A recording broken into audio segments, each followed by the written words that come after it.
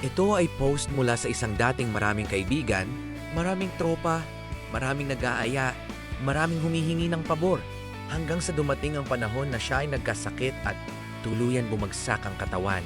Noong malakas pa ako, ang dami kong tropa at kapatid. Pero nang maospital ako, ni isa walang dumating. Alam niyo ba kung kailan mo talaga makikilala ang totoong tao sa buhay mo? Kapag wala ka nang maibibigay.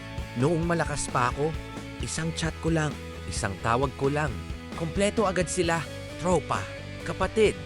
Laging present, laging may oras. Lalo na kapag may inuman o may kailangan silang pabor.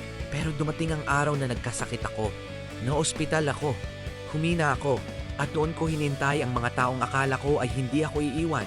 Pero, ni isang text. Wala. Ni isang chat. Wala. Ni isang bumisita. Wala. Tahimik silang lahat.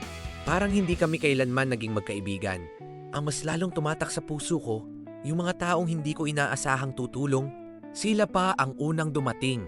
Sila ang nag-abot ng tulong. Sila ang nagpakita ng malasakit hanggang sa makauwi ako. Doon ko naunawaan ang isang napakasakit na katotohanan.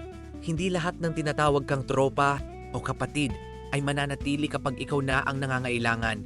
Minsan, sa oras ng pinakamabigat mong laban, doon mo malalaman kung sino talaga ang tunay na nagmamalasakit.